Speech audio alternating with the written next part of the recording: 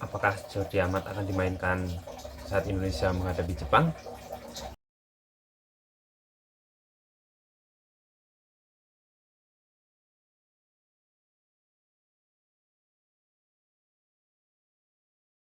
Ya, ketemu lagi ya dengan saya Rikan di channel sepak bola saya, Rikan Official. Video kali ini saya akan coba membahas prediksi line up dari timnas Indonesia untuk menghadapi Jepang pada round 3 ya, pada 15 November nantinya. Kita tahu timnas Indonesia akan bermain melawan Jepang pada 15 November. Tentunya ini menjadi pengalaman berharga ya, dan juga salah satu poin penting bagi timnas Indonesia karena kita akan bermain di kandang sendiri di Stadion GBK yang tentunya akan dipenuhi oleh mungkin 70.000 penonton yang mendukung timnas Indonesia. Dan kabarnya 2.000 penonton akan datang dari Jepang untuk mendukung timnas Jepang. Kita akan coba membahas prediksi susunan pemain yang akan diturunkan oleh pelatih kepala Sintayong ya untuk menghadapi Jepang. Kita tentunya bisa dibilang tidak bisa menargetkan kemenangan, ataupun mungkin bisa dibilang bisa menargetkan kemenangan, namun peluang itu sangat tipis, sehingga PSSI pun menargetkan 1 poin saja untuk laga match melawan Jepang, yakni bermain imbang ya hasil akhir. Dan tentunya Sintayong harus berpikir keras bagaimana cara untuk bisa mendapatkan 1 poin dari timnas Jepang. Jika kita melihat dari pemain-pemain yang dipanggil oleh Sintayong, ada kemungkinan pemain-pemain berpengalaman yang akan ditampilkan, termasuk Jordi Amat di lini belakang. Bagaimanakah penampilan Jordi Amat untuk match-day sebelumnya? Apakah layak untuk dimasukkan line up utama menghadapi Jepang? Jika kita melihat, tentunya Jordi Amat berpeluang untuk tampil karena match Halber sendiri masih bisa dibilang kabar terakhir cedera hamstring ya, dan tentunya itu mungkin bisa dibilang 90% tidak bisa tampil menghadapi Jepang karena penyembuhannya membutuhkan proses yang cukup lama. Kita bahas dari posisi penjaga gawang terlebih dahulu. Untuk posisi penjaga gawang mungkin yang akan diturunkan adalah Martin Paes seperti biasa, karena Paes sendiri bisa dibilang bagus ya, sangat bagus mungkin untuk level round 3 untuk kualifikasi Piala Dunia kali ini, karena Paes tampil sangat brilian ya, mampu menghadang penalti dari Arab Saudi dan tentunya penyelamatannya untuk laga-laga selanjutnya. 3 hasil imbang dan 1 kekalahan tentunya masih bagus ya untuk seorang Martin Paes diturunkan untuk menghadapi Jepang, walaupun tentunya Paes bisa dibilang menjadi orang terakhir ya untuk melakukan penyelamatan terhadap gawangnya atau gawang timnas Indonesia, dan Sintayong sepertinya akan menempatkan Martin Paes di posisi penjaga gawang. STI sendiri kemungkinan akan memakai strategi 3-4-3 untuk menghadapi Jepang. Tentunya fleksibel menjadi 5-4-1 untuk bisa melakukan pertahanan dengan baik, karena 2 back sayap bisa maju dan mundur untuk menjadi posisi gelandang sayap, dan tentunya itu bisa memberikan support kepada lini depan timnas Indonesia. Untuk 3 back tengah mungkin yang akan diturunkan adalah Jaitses, mungkin akan diturunkan sebagai back tengah utama dan mungkin juga bisa menjadi kapten ya, karena pengalamannya di Serie A Italia tentunya bisa dibilang sangat bermanfaat ya, menambah mental dari para pemain-pemain timnas Indonesia khususnya di lini belakang. Sedangkan untuk posisi back tengah lainnya kemungkinan yang akan diturunkan Justin Hubner, yang bisa diturunkan setelah kembali dari vakumnya beberapa match bersama timnas Indonesia ya, karena di round 3 ini di laga terakhir pun Justin Hubner tidak bisa dimainkan. Dan untuk posisi back lainnya atau back tengah lainnya, di posisi 3 back ada Jordi Amat kemungkinan yang akan diturunkan, karena mungkin Sintayong akan mempertimbangkan bahwa Jordi Amat memiliki pengalaman ya, pengalaman di Liga Italia yang tentunya bisa menjadi modal untuk menghadapi pemain-pemain Jepang.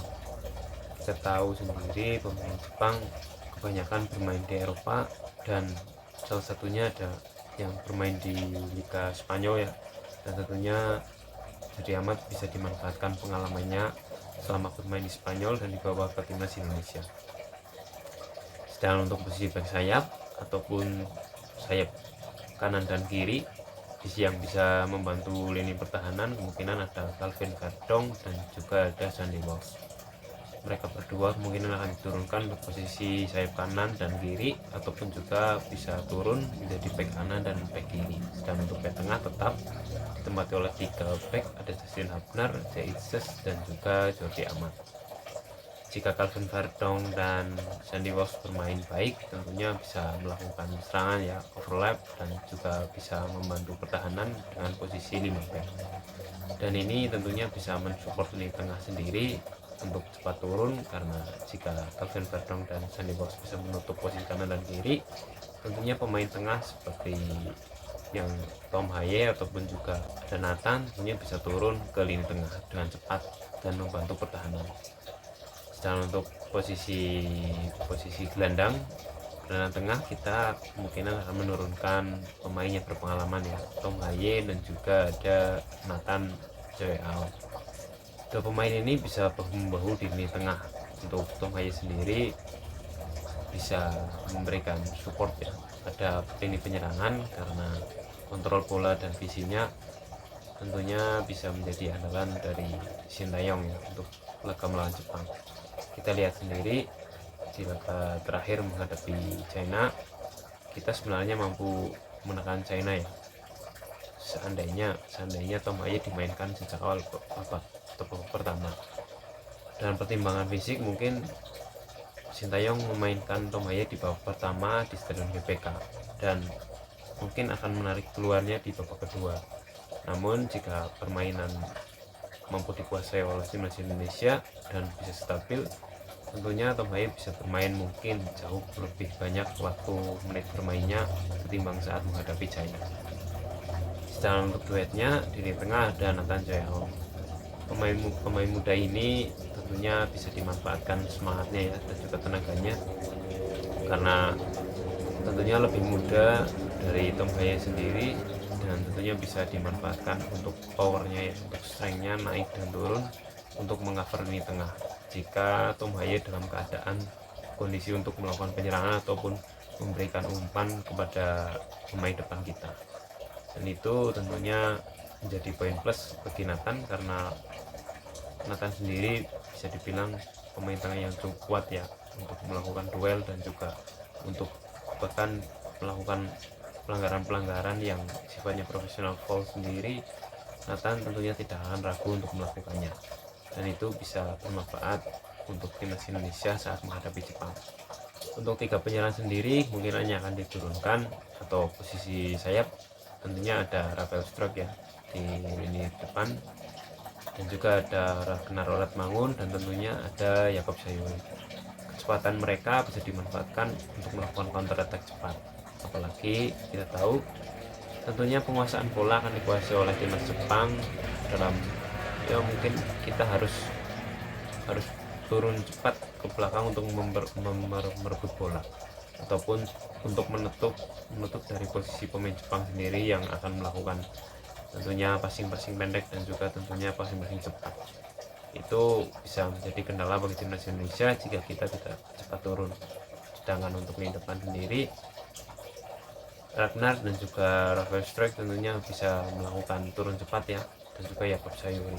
Mungkin itu pemain yang akan dipilih oleh Sintayong untuk lini depan, karena Rafael Struijk sendiri baru saja mencetak gol debut ya untuk Brisbane Roar di Australia, dan tentunya bisa menjadi motivasi ataupun sedang dalam kondisi rasa percaya diri yang tinggi dari Rafael Struijk. Kita tahu untuk Jakob Sayuri sendiri memiliki kemampuan lebih ya untuk dribbling dan juga turun cepat, karena dia juga tidak ragu untuk melakukan pressing kepada lawan, dan itu tentunya bisa dimanfaatkan untuk mengcover zona yang kosong ketika terjadi serangan ataupun passing di tengah dari pemain Jepang sendiri.